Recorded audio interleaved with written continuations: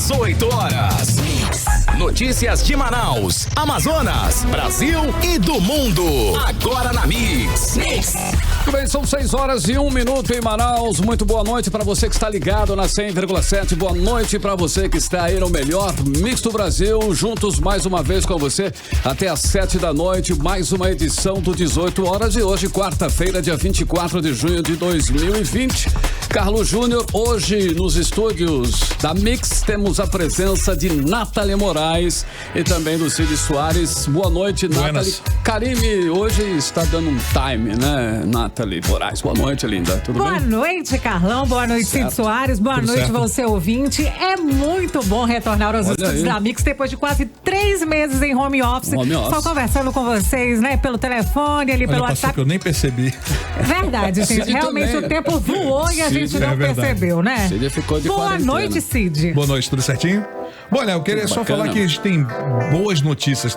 É claro, né?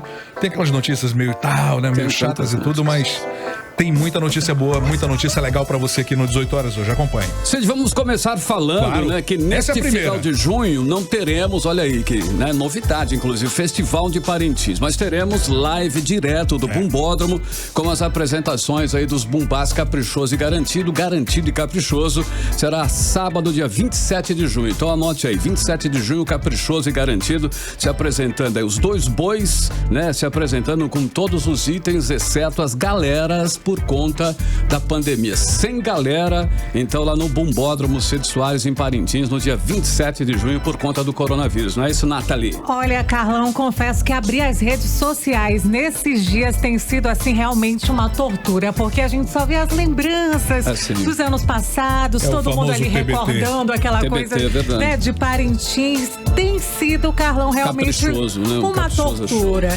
Isso porque, Carlão, a batucada do Garantido e a marujada do Boi Caprichoso terão um número aí de brincantes reduzidos por conta da pandemia do novo coronavírus. Os dirigentes garantem que durante essa live aí eles vão tomar todas as medidas para evitar aglomeração de pessoas dentro da arena, seguindo aí todos os protocolos de segurança, Cidão. É isso mesmo. Agora aquela coisa, né? Vai ser realmente diferente? Vai. A notícia ruim é que não vai ter festival. Certo? Mas eu já pensei assim, não vai ter nada. Não, agora vai ter live. Vai ter live. Já vai ser alguma coisa, né? A gente não tinha nada. Eu sempre vejo na TV mesmo, Cid. Poucas vezes eu fui a Parintins. Pois é, eu fui um pouco também. Eu tive momentos bons lá. Mas eu confesso que eu já brinquei bastante, assim, foi bombar. Olha, será um espetáculo aí para a TV e mídias sociais, né? Que inicia às 8h30 da noite com transmissão pela TV A Crítica e os canais oficiais do Garantido e do Caprichoso no YouTube estarão a toda também. Bacana. O primeiro a se apresentar vai ser o Boi Caprichoso, seguido pelo Garantido, fechando a noite da live, ok? Ok, tá certo. O evento, olha, lembrando, tem o apoio oficial do Governo do Amazonas por meio da Secretaria de Estado de Cultura e Economia Criativa. Olha, Carlão, na arena, cada boi aí terá em média 2 horas de apresentação e o mínimo de pessoas envolvidas para evitar qualquer tipo de aglomeração. Segundo o secretário de Cultura aqui do estado, Marcos Apolo Muniz, a proposta de realização da live na data e local tradicionais aí do evento vem para manter a essência do Festival Folclórico de Parintins, que teve a 55ª edição suspensa por conta aí da pandemia causada pelo novo coronavírus. É isso mesmo. Durante as apresentações, o público poderá contribuir também. Olha, muita atenção nessa questão, porque é importante isso, né? O público poderá contribuir com doações de cestas básicas e depósitos bancários em qualquer valor, direcionado às 2 associações folclóricas. Eu queria também lembrar que o festival deve ser realizado em novembro. Olha que legal. Portanto, vamos ter o festival folclórico, apesar da live. Tá confirmado já essa informação? Ainda não. Podemos dizer que sim. Ok. Então tá aí, mas por enquanto, dia 27 de junho agora. É isso? Junho, não, julho, né? Dia 27. Junho, Carlão. É nesse fim de semana, sexta, sábado e domingo. Bacana. Todo mundo arrasta o sofá, porque é hora de brincar de 2 pra lá, 2 pra cá. Vamos lá, vamos lá em casa, né? Não tenha dúvida. Passou rápido. 6 horas e 6 minutos em Manaus. Muito boa noite para você em 100,7. Estamos começando mais uma edição para você, hein, do programa 18 horas aqui no melhor Mix do Brasil. Você está ouvindo 18 horas. Desembargador Ari Moutinho derrubou o segundo mandado de segurança contra a CPI da Saúde, em decisão monocrática, e um dia aí depois de derrubar a liminar impetrada pelo deputado Felipe Souza, garantindo a volta dos trabalhos da CPI da pandemia. O desembargador Ari Moutinho derrubou também o mandado de segurança obtido pelos deputados do Partido Progressista em ação em que questionava a composição da CPI. Carlão, a decisão aí do deputado Ari Moutinho atendeu ao pedido do presidente da comissão, o deputado delegado Pérez, do PSL, em mandado de segurança ajuizado nesta segunda-feira contra a decisão da juíza Onilza Abreu Guert, que acatou aí a ação dos deputados Belarmino Lins, Maiara Pinheiro e Álvaro Campelo do Partido Progressistas, que pleiteavam uma das vagas de titular na comissão. Bom, o desembargador Ari Moutinho voltou a afirmar que o judiciário não deve interferir nos trabalhos da Lean. E, após decisão do magistrado, os membros da CPI retomaram os trabalhos em reunião transmitida pelas redes sociais. Vamos conferir agora os detalhes dessa primeira reunião após o período de suspensão por ordem judicial na reportagem de Azaf Augusto. A CPI da pandemia retornou aos trabalhos na tarde de hoje após o desembargador Ari Jorge Moutinho derrubar 2 mandados de segurança ingressados pelos deputados governistas que questionavam a formação dos membros da comissão. De acordo com o presidente da Comissão Parlamentar de Inquérito, o deputado delegado Péricles, a reunião desta quarta-feira, na retomada dos trabalhos, serviu para analisar requerimentos que ficaram pendentes, além de definir a convocação de testemunhas para o depoimento. Tratar sobre as questões que ficaram pendentes da última reunião, como oitiva de depoentes, como os ex-secretários e requerimentos. E assim vamos dar andamento. Provavelmente semana que vem já teremos, inclusive, inspeções em algumas unidades de saúde. Ficou definido que o ex-secretário executivo da Suzan, João Paulo Marques dos Santos, vai depor nesta sexta-feira, às 10 horas da manhã. O ex-secretário executivo adjunto do Fundo Estadual de Saúde, Perseverando da Trindade Garcia Filho, será ouvido na segunda-feira, também às 10 horas. Ele havia ingressado com habeas corpus na Justiça para não ser convocado, mas o deputado Serafim Corrêa informou durante a sessão que a ação foi considerada inválida. Por fim, o ex-secretário de Saúde, Rodrigo Tobias, vai depor também na segunda-feira, às 14 horas. Azaf Augusto para o 18 horas. Pois é, a continuidade dos trabalhos da CPI da pandemia era um clamor popular. São muitas denúncias e denúncias muito graves que precisam ser investigadas a fundo. E a CPI vem fazendo esse papel de forma independente e transparente. Isso é consenso em Manaus. Com certeza, e é papel, dos deputados fiscalizar o executivo, e a CPI é um instrumento constitucional para que casos graves como este, que estamos presenciando na saúde, sejam investigados à exaustão, para que não fique nenhuma dúvida sobre as denúncias. Se houve irregularidades, corrupção, tudo tem que ser provado e os responsáveis punidos exemplarmente. A verdade, Carlão, é que a caixa preta da Secretaria de Saúde aqui do estado, da Suzan, precisa assim ser aberta completamente. Porque não é possível que o governo investir aí 3 bilhões de reais por ano e oferecer à população aqui do nosso estado um serviço péssimo de saúde, um serviço precário. A gente viu aí durante todo esse período. Tem muito dinheiro saindo pelo ralo da corrupção e identificar esses desvios é uma missão dessa CPI. Não tenha dúvida, E é isso aí que todos esperam. A responsabilidade dos membros da CPI é enorme e nós vamos ficar aqui, cobrindo tudo e passando para os nossos ouvintes o que for relevante e descoberto pela Comissão Parlamentar de Inquérito. 18 horas. Bom, e o Ministério Público do Amazonas instaurou um inquérito civil para investigar em supostas irregularidades e eventual sobrepreço na locação do Hospital Newton Lins pelo governo do Amazonas para funcionar como hospital de campanha no atendimento a paciente da Covid-19. O valor de R$2.600.000 por 3 meses não chegou a ser pago por intervenção da Justiça. Na época, foi mais um escândalo do governo que contratou o hospital sem necessidade, Uma vez que a gente tinha ali o espaço no Hospital Delfim Aziz para comportar leitos exclusivos para pacientes com Covid-19. Na portaria publicada nesta terça-feira no Diário Oficial Eletrônico do Ministério Público, o promotor de Justiça, Hilton Serra Viana, cita que houve atuação de notícia de fato para a apuração de possíveis irregularidades na locação do imóvel.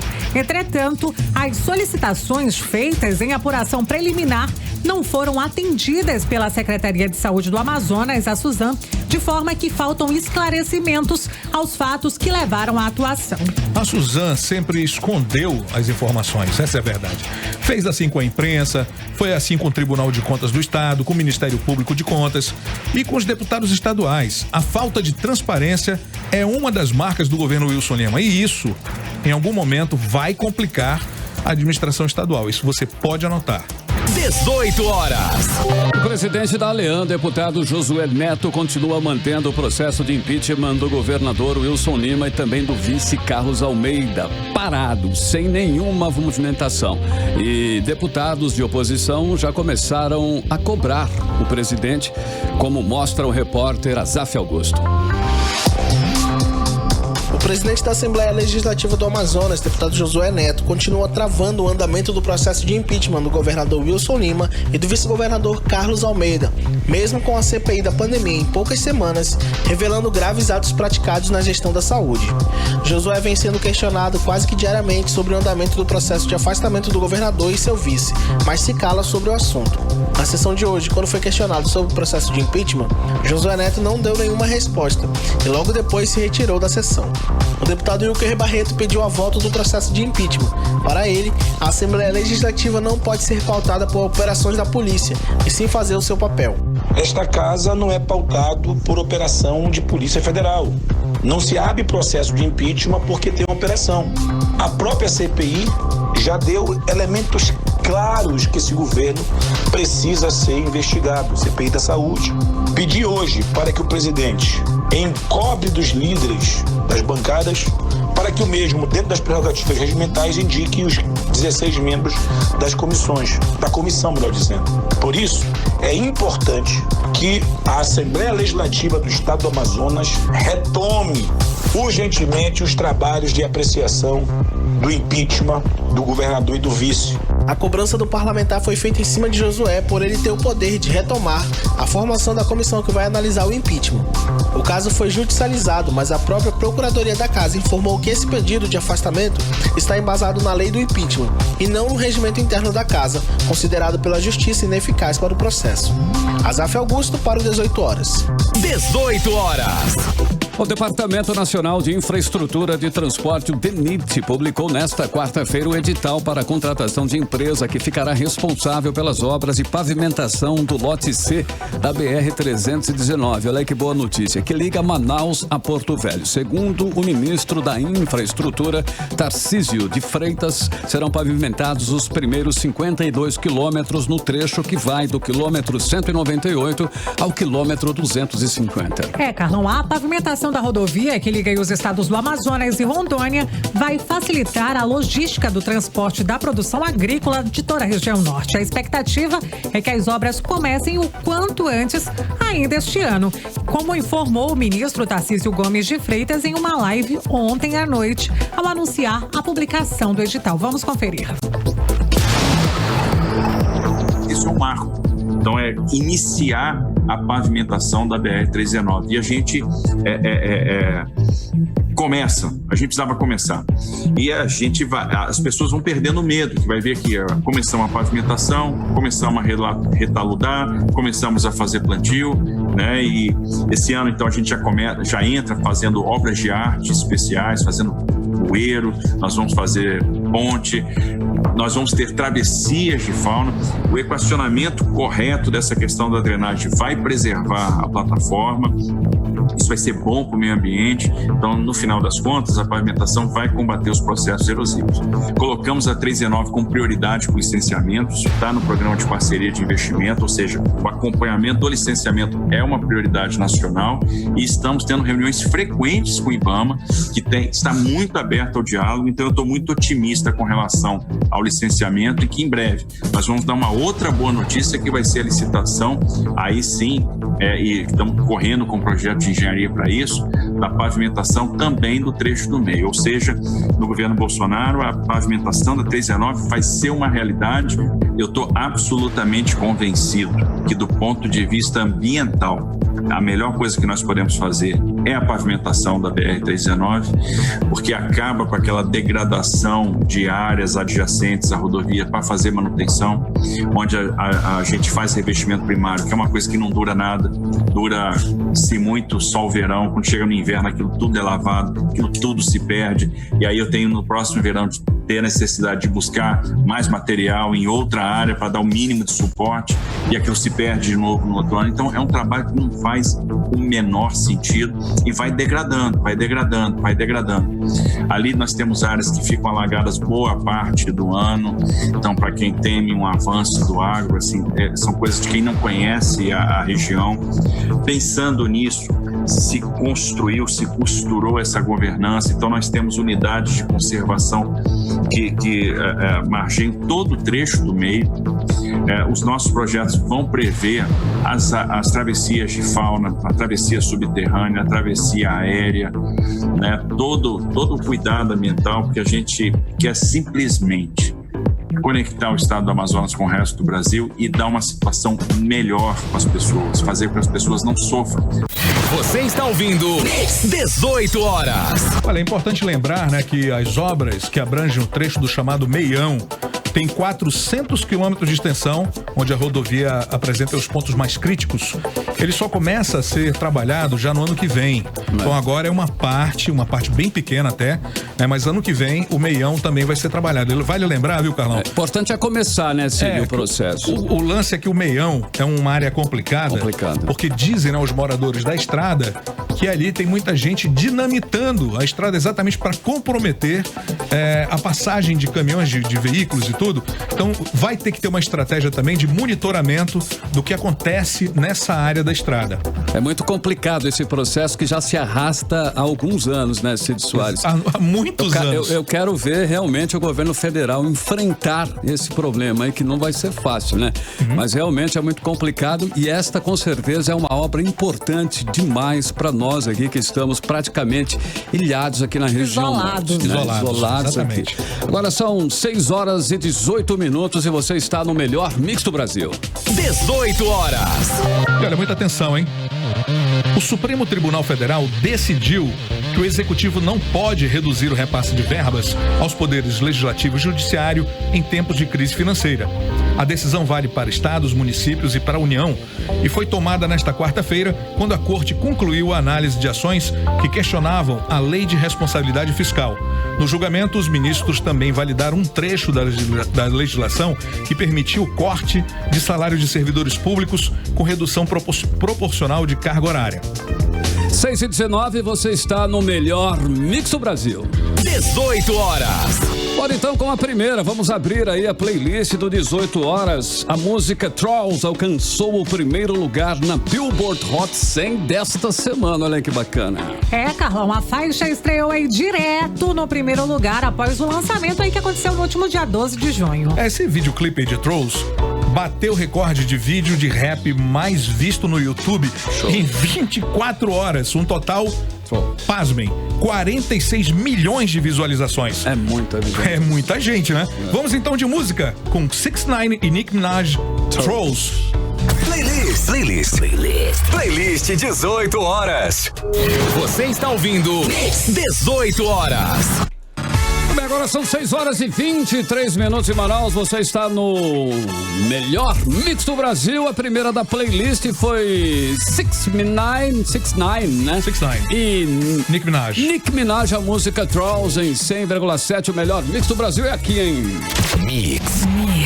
Olha, agora a previsão do tempo. Vamos saber aí, né, como será o tempo para esta noite, né? Noite de São João, inclusive, né? Uma noite bacana, uma noite, né, que promete com Nathalie Moraes. Previsão do tempo. Bom, Carlão, segundo aqui o Clima Tempo, o clima de hoje será bem parecido com o de ontem, mas olha, as famílias que estão reunidas em casa para essa noite de São João pode acender a fogueira, porque a noite será de céu aberto. Boa.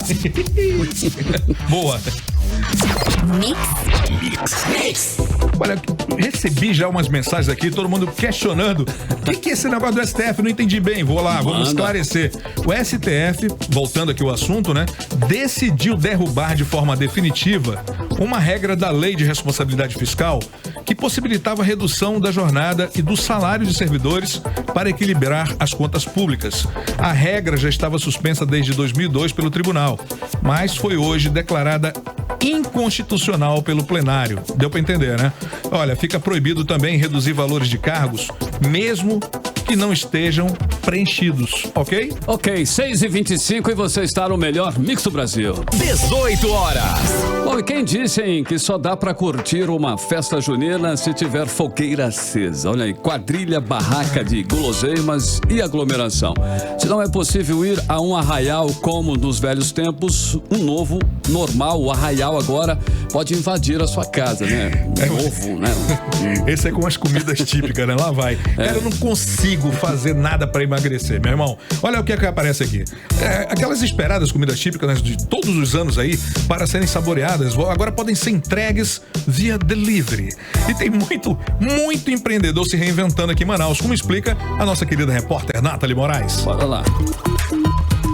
Sem quadrilha, barraquinha e fogueira, as festas de São João, comemorado nesta quarta-feira, perderam espaço para a pandemia do novo coronavírus. E para não deixar os festejos passarem em branco, empreendedores criaram uma solução criativa para que os manauaras mantenham a saudade das comidas típicas com a entrega das festas em casa. E como esperar pelo futuro de braços cruzados não está com nada, a empresária Caterine Souza montou alguns boxes juninos que vão até com decoração para o seu arraiar. Tem São João sim, de uma forma diferente, de uma forma nova, mas a gente não vai deixar de ter as delícias juninas dentro de casa. Por isso a Nego Bom preparou o box junino, servindo de 3 a 4 pessoas, para que você possa comemorar essa época com os seus familiares de uma forma segura e tranquila, sem deixar de aproveitar esse momento maravilhoso. Por isso, também no box já vai uma toalhinha de brinde para que você possa arrumar a sua mesa, deixando um São João bonito, bacana, com as comidas típicas. Os festejos de São João também amenizaram os prejuízos causados pela pandemia para a culinarista Inês Monteiro. A produção das delícias aqui no ateliê não param. Bolos de macaxeira, canela, bolo de milho, canjiquinha, munguzá, bolo xadrez. Nossa, é uma infinidade, as maçãs do amor que todos querem, né? E estamos aqui para oferecer, na comodidade do seu lar, essas guloseimas. Então, agora que você já tem essas dicas, espalhe as bandeirinhas pelo seu lar, entre no clima e peça a São João com muita fé para que em 2021 tudo volte a ser como era antes e que possamos comemorar muito. Nathalie Moraes para o 18 horas. 18 horas. Olha, volta às aulas aí na rede pública de ensino gera polêmica entre trabalhadores de educação e secretarias de ensino do estado e também do município. Professores dizem que calendário com aulas presenciais estava marcado para o dia 1º de julho, mas o governo diz que a data não procede, hein? E a prefeitura também descarta a volta às aulas presenciais em meio à pandemia. Repórter Odinei Araújo explica esta situação pra gente. O Sindicato dos Trabalhadores em Educação do Amazonas recebeu ontem do Instituto Educações um calendário acadêmico com recomendações da Fundação de Vigilância em Saúde. O Instituto informou que está construindo os protocolos de segurança para o retorno às atividades presenciais nas escolas do estado, como explica a presidente do Sinteam, Ana Cristina. Recebemos aí essa semana por parte do governo, através do Instituto Educações, uma proposta de retorno que já traria trabalhadores de uma forma geral, tanto professores quanto administrativos, à escola nesse próximo dia 1º. Nos posicionamos contra, porque sabemos que as escolas não oferecem condições de desenvolver tudo aquilo que está escrito na proposta. E nem a Secretaria de Educação tem essas condições para hoje. Além de as escolas não terem condições de cumprir as recomendações encaminhadas, os próprios professores, em sua maioria, fazem parte do grupo de risco. De acordo com o Sintean, 79% deles têm acima de 40 anos e a grande maioria tem algum tipo de doença ou transtorno. Para o representante da Asprom Sindical, entidade que também representa professores e pedagogos, Lambert Mello, o retorno deve ser discutido com a participação dos professores. Nós entendemos que o retorno às aulas presenciais só pode acontecer depois que a SEDUC garantir ao sindicato que haverá total segurança para que as pessoas possam estar habitando novamente o interior das escolas. O Sintean encaminhou questionamento ao Instituto Educações, às secretarias de Educação SEDUC e SEMED e aos Conselhos Estadual e Municipal de Educação do Ministério Público. Uma das reivindicações dos educadores para a volta às aulas presenciais é a realização de testes de Covid-19 para toda a categoria. Os sindicatos também querem saber quem vai fiscalizar a lotação das salas, as aglomerações no recreio, o compartilhamento de objetos, o distanciamento social, a troca de máscara a cada 2 horas, a limpeza diária do ar-condicionado e a desinfecção das escolas, entre outras recomendações da FVS. Em nota, a SEDUC informou que não procede a informação de que os profissionais da educação retornam às atividades presenciais no dia 1º de julho e que ainda não há data definida para isso, mas não descartou o envio do calendário escolar por meio do Instituto Educações. A SEMED também se manifestou por meio de nota e disse que ainda não há data para a volta às aulas presenciais na rede municipal de ensino. Volto com vocês. 18 horas. A Amazônia tem 23% de floresta em terras públicas registradas ilegalmente como propriedades privadas, é o que aponta um levantamento do Instituto de Pesquisa da Amazônia, o IPAAM, e no Núcleo de Autos dos Estudos Amazônicos da Universidade Federal do Pará. Pois é, olha, o percentual representa aí 11,6 milhões de hectares de florestas públicas tomadas ao longo de 21 anos. De 97 até agora, né? Tem pouco tempo aí, 2018. E ao todo, a Amazônia tem 49,8 milhões de hectares de floresta sem destinação, Carlão. Bom, e a consequência da falta de destinação destas áreas é a invasão de grileiros e também o aumento do desmatamento e das queimadas. As árvores são derrubadas e também são incendiadas para abrir espaço ao pasto e também ao gado, dando aspecto de produtividade à área. Carlão, os dados são do estudo Terra Sem Lei da Terra de Ninguém. As florestas públicas não destinadas na Amazônia brasileiro, publicada nesta segunda-feira no periódico Land Use Policy, da Elsevier. Pois é, olha, uma questão ainda a ser muito discutida, porque a gente sabe que essas terras aqui para pasto não dão em nada. Pode até render alguma coisa para o dono, pro proprietário, mas acaba com as terras, entendeu? Tem muitas outras coisas que podem ser desenvolvidas. Florestas em terras públicas não são destinadas às áreas que não foram delimitadas, né, como unidade de conservação. Área quilombola ou terras indígenas, por exemplo, mas pertencem ao poder público. Elas entram como propriedade privada no cadastro ambiental rural, que é autodeclaratório. O sujeito entra no sistema, registra o georreferenciamento da terra e declara a propriedade. É simples assim. E essa matéria completa você pode conferir no 18horas.com.br, o site de notícias da Mix Manaus. 18 horas. O Manaus registra quase 2.000 casos, 2.000 casos de malária em apenas 5 meses. Foram notificados 1.889 casos de malária entre janeiro a maio deste ano, de acordo com a Secretaria Municipal de Saúde. E os dados foram divulgados nesta terça-feira e apresentaram redução de 8,7% em relação ao mesmo período de 2019. Carlão, cada notificação é realizada a partir da rede de diagnóstico da doença no município, em 33 pontos distribuídos nas zonas norte, sul, leste, oeste e rural também, além do atendimento das unidades da rede estadual particular de saúde também. E olha, no ano passado foram registrados 63.361 casos de malária. uma redução aí de 14% em relação a 2018, quando foram contabilizados 73 mil casos, segundo a Fundação de Vigilância em Saúde aqui do Amazonas. O Amazonas já chegou aí a ter 200 mil casos em um único ano. Como aconteceu aí no ano de 2011, quando foram registrados aqui no estado 265 mil casos da doença. Temos, portanto, uma redução significativa, mas o ideal seria que essa doença estivesse totalmente sob controle, com pouquíssimos casos, mas um dia aí a gente chegará sim a essa realidade. 18 horas.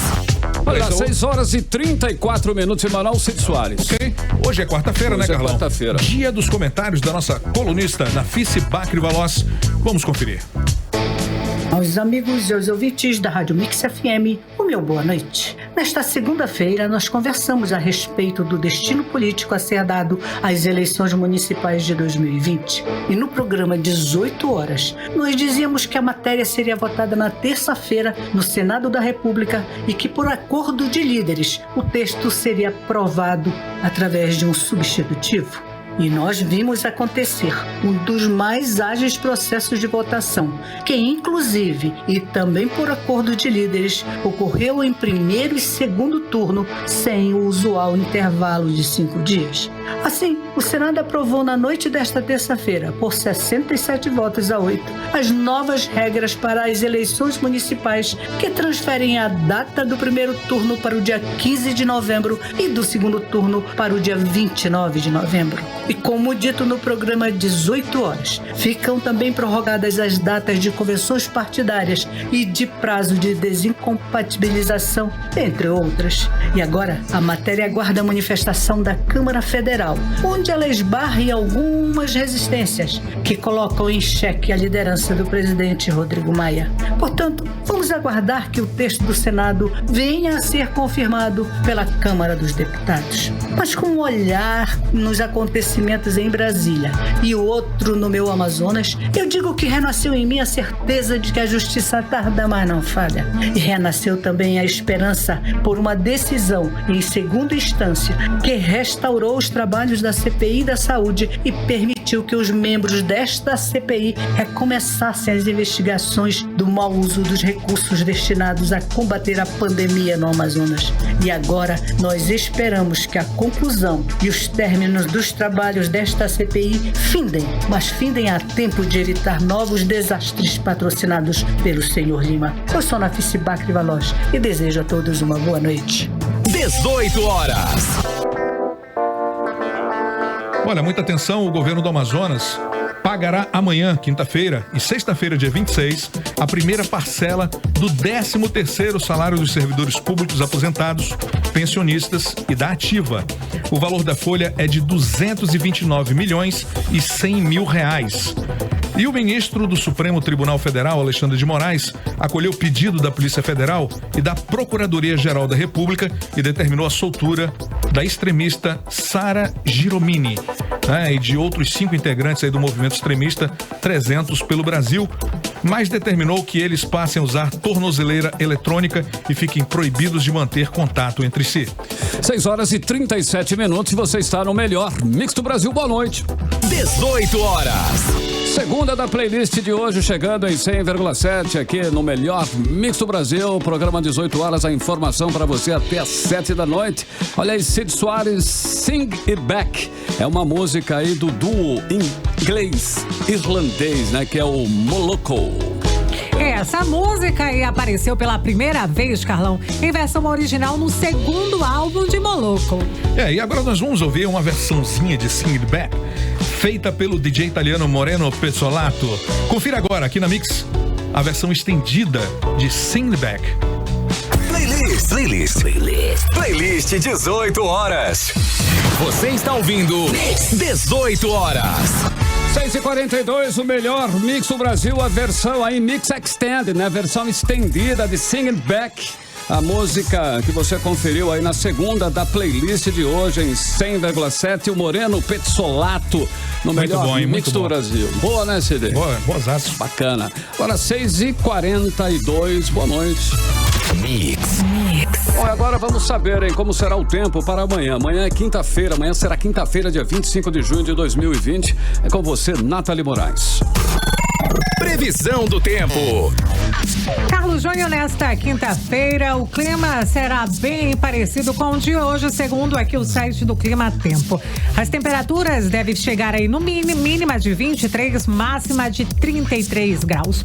Sol com aumento de nuvens pela manhã, pancadas de chuva pelo período da tarde e à noite o tempo fica aberto. Mix.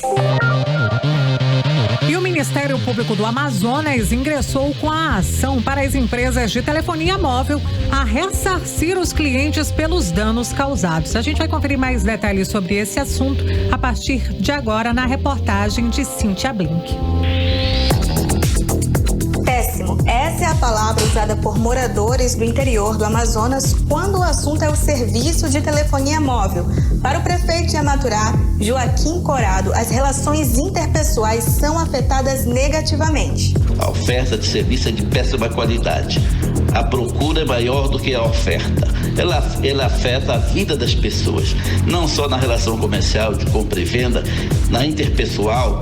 Nós tivemos um problema muito sério agora com a questão do Covid. Hoje se resolve as coisas via WhatsApp e isso tem dificultado muito a vida do cidadão amazonense do interior. E em Atalaia do Norte a situação também é precária, como fala o comunicador Nailson Tenazor.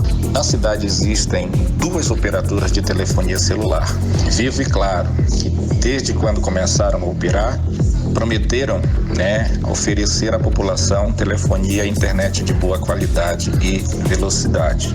O serviço ofertado à população classifico como péssimo, pelo fato de constantes instabilidades como serviços indisponíveis, além do serviço de internet que pouco funciona. E os dados da Agência Nacional de Telecomunicações, a Anatel, mostram que as reclamações têm sentido, já que em 54 cidades do Amazonas, o serviço das operadoras Vivo, Claro, Nextel e TIM são prestados em condições abaixo do mínimo exigido. De olho nessa história, o Ministério Público do Amazonas levou o caso à Justiça para obrigar as empresas e a Anatel a ressarcirem os danos causados aos consumidores do serviço de telefonia móvel, como explica a Procuradora da República, Michele Corbe. Pretende-se que haja uma melhora dos serviços, que as empresas sejam condenadas a prestar os serviços de telefonia móvel de acordo com os padrões de qualidade estabelecidos pela Anatel, bem como que haja uma melhor divulgação dos serviços de reclamação aos consumidores, em especial daqueles que não dependem de internet ou de telefonia móvel para serem feitos, tais como os números tridígitos e o 0800. O órgão também pede na Justiça que as operadoras de telefonia fixa restituam os consumidores em 5% do valor cobrado pelo serviço, multiplicado pelo número de meses em que se constataram os indicadores críticos nos últimos 5 anos, com acréscimo de juros e correção monetária. 18 horas. Quase metade das escolas do país não tem todos os itens de saneamento básico para a volta às aulas presenciais, segundo o levantamento da plataforma Melhor Escola. De acordo com a pesquisa, mesmo as melhores escolas do Amazonas têm os piores índices de saneamento escolar. Odinei Araújo tem os detalhes. O estudo feito pela plataforma Melhor Escola busca verificar a preparação das escolas para o retorno às aulas presenciais em meio à pandemia do novo coronavírus. Segundo o levantamento, o Amazonas, Amapá, Maranhão e Pará apresentam os piores índices de saneamento básico nas unidades públicas de ensino do país, em torno de 10%. Em todo o Brasil, menos da metade das escolas públicas, ou seja, 46,7%, tem acesso a saneamento básico, como distribuição de água potável, coleta e tratamento de esgoto, drenagem urbana e coleta de resíduos sólidos. Entre as escolas particulares, esse percentual sobe para 89%. Além disso, apenas 30% das escolas públicas e particulares no país têm área verde, como jardins, hortas e outros espaços recreativos. De acordo com a plataforma, tanto o saneamento básico quanto áreas verdes dão maior segurança a professores, funcionários e estudantes. Especialistas acreditam que o coronavírus deve circular entre nós por mais alguns anos e isso exige a adequação dos espaços de aglomeração, como as escolas. A pesquisa aponta também que a pandemia deve exigir a contratação de mais professores para diminuir o número de alunos por sala e a readequação dos espaços físicos. De acordo com o CONSED, o Conselho Nacional de Secretários de Educação, na semana passada os secretários estaduais divulgaram um documento com normas para um protocolo de retorno às aulas presenciais. Esse documento teve como base as experiências de outros países que já retornaram às aulas. Entre as orientações estão a revisão do número de alunos por sala, cancelamento de atividades em grupo, disponibilidade de máscaras individuais, garantia de pia e sabonete, lixeira com pedal e álcool em gel em pontos de maior circulação das escolas. Os secretários dizem que ainda não tem previsão de data para o retorno presencial das aulas em todo o país. Odinaia Araújo para o 18 horas. 18 horas. Bem, agora 6 horas e 48 minutos em Manaus. Olha, o adiamento das eleições municipais para novembro, agora sim, está aprovado já pelo Senado. Vamos conferir quem vai voltar para contar toda essa história pra gente. É a repórter Cíntia Blink. A discussão sobre o adiamento das eleições municipais deste ano já foi superada no Senado, que apontou os dias 15 e 29 de novembro para ocorrer o primeiro e segundo turno das eleições. De acordo com o diretor-geral do Tribunal Regional Eleitoral do Amazonas, Rui Melo, o Estado está preparado para cumprir as adaptações necessárias e não expor o eleitor que vai às urnas em tempo de pandemia do novo coronavírus. O nosso desembargador Stott Turi tem participado de reuniões frequentes com o Tribunal Superior Eleitoral para tratar de medidas de proteção ao eleitor. Entre elas, eu posso já adiantar que está sendo estudado pelo TSE a liberação da identificação biométrica do eleitor. Com certeza é uma medida que vai diminuir bastante o risco de uma contaminação. Agora, a proposta de emenda à Constituição, a PEC 18 de 2020, tramita na Câmara dos Deputados e lá pode ter 4 fins.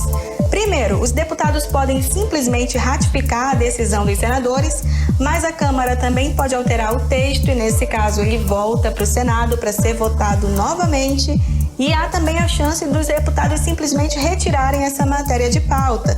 Por último, a votação pode não alcançar o mínimo de 3/5 favoráveis ali à PEC e ela ser rejeitada. Nesse caso, a eleição segue no período normal, ou seja, vamos às urnas no dia 4 de outubro. 18 horas.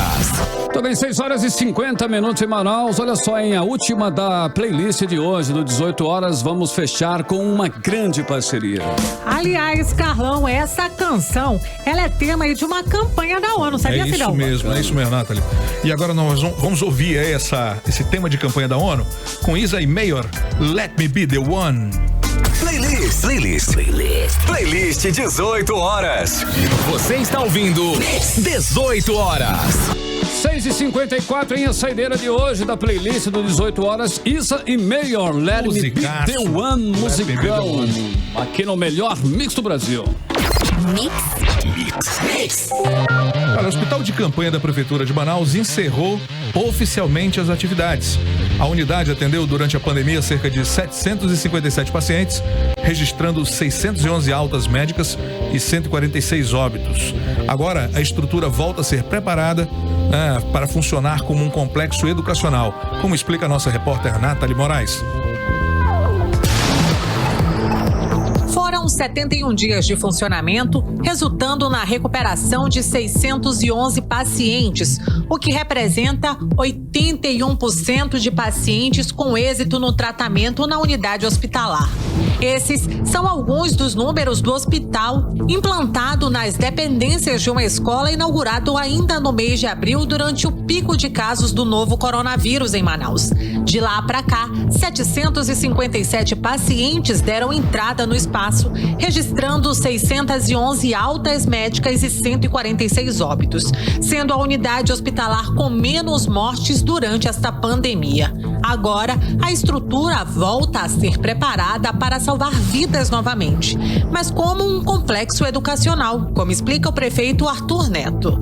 Nós já estamos adaptando o hospital, o que era o hospital de campanha. Primeiro era uma escola enorme, maravilhosa e linda escola. Estamos adaptando para que ela seja escola outra vez. E vamos ver a vocação dessa escola. Não é salvar vidas também? O hospital de campanha nasceu de uma parceria entre a prefeitura com a iniciativa privada. A unidade hospitalar atuava com mais de 180 leitos, sendo 39 unidades de terapia intensiva às UTIs. O secretário municipal de saúde da Sensa, Marcelo Magaldi, agradeceu a todos os profissionais envolvidos que resultaram no balanço positivo de pacientes recuperados. Agradecer a todos aqueles que trabalharam aqui dentro, a todos os profissionais, os médicos, os enfermeiros, os técnicos de enfermagem que aqui trabalharam durante, enfim, o pessoal da limpeza, o pessoal que trabalha na parte da alimentação, o pessoal, enfim, desde os copeiros até os maqueiros, todos aqueles que de alguma forma contribuíram, os servidores da Sensa, da Secretaria Municipal de Saúde também, que aqui tiveram, que aqui se doaram, durante 71 dias, 24 horas por dia, trabalho árduo que realmente atendeu mais de 600 pessoas, alta de mais de 600 pacientes. O hospital cumpriu a sua missão. Com a redução nos indicadores da Covid-19, a Prefeitura inicia agora os trabalhos de readaptação do espaço que voltará ao projeto inicial de uma escola. Nathalie Moraes para o 18 horas. Você está ouvindo 18 horas. E agora vamos atualizar os números da Covid-19 do Amazonas, hoje com Nathalie Moraes. Carlão, os números de casos de Covid-19 aqui no estado voltaram a crescer. Foram 3.033 casos nas últimas 48 horas. Só hoje nós registramos 1.691 novos casos de Covid. Com isso, o Amazonas chega a 54.193 pacientes recuperados e 66.764 casos confirmados no total. Foram registradas 24 mortes pela doença, sendo 4 nas últimas 24 horas. O índice de ocupação de leitos até esta quinta-feira é de 67%. Agora nós vamos direto para o editorial 18 horas. Editorial 18 horas.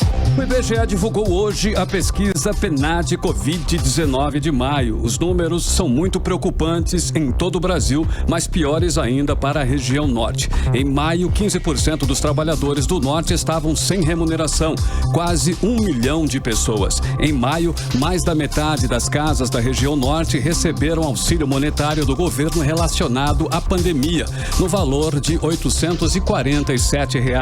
Em maio, mais de 18% da população da região norte apresentou sintomas associados à Covid-19, o maior percentual do Brasil. A taxa de desocupação entre as mulheres da região norte foi a mais alta do país, 13%.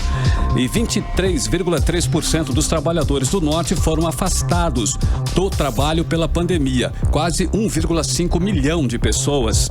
Aqui não se trata apenas de números, mas de pessoas. E essas pessoas precisam muito de governos que estejam compromissados com elas. Precisam de governos que saiam do discurso e coloquem em prática programas urgentes de recuperação econômica para trazer de volta o alento e também a esperança e que dias melhores venham. Governo de pessoas compromissadas, mas que tenham experiência em programas econômicos e também sociais em todos os níveis, federal, estadual e também no nível municipal. 18 horas. Nathalie Moraes, temos visita hoje em nossos estúdios, não é isso? É isso mesmo, Emi Luciano tá por aqui pra anunciar que tem volta no Mano, é isso, Emi Luciano? Isso, a partir de amanhã, quinta-feira, vamos voltar aí com o Mano Amizade, aquele programa que bomba no aplicativo Mano, todo mundo querendo fazer amizade, conhecendo novas pessoas, ganhando uma graninha extra, né, se contar uma história e for aprovada pelo público. E na segunda-feira a gente volta com o Quiz da Mix. A partir de que horas começa tudo? A partir às 20 horas. Bacana. 20 horas. Nos mesmos moldes dos anteriores. Mesmos moldes. Bacana. Segunda a quarta, quiz da Mix. E de quinta, sexta, Mano Amizade no aplicativo Mano. Então baixe o app Mano. Então tá aí, você é convidado pra curtir aí mais um, né, do M. Luciano. Valeu, Nathalie, boa noite. Boa noite. Boa noite. Boa noite, continue bem, continue em 100,7. A gente volta com você amanhã com mais uma edição do 18 horas a partir das 6 da tarde aqui no melhor Mix do Brasil. Você ouviu 18 horas. As notícias do Brasil e do mundo. De volta amanhã.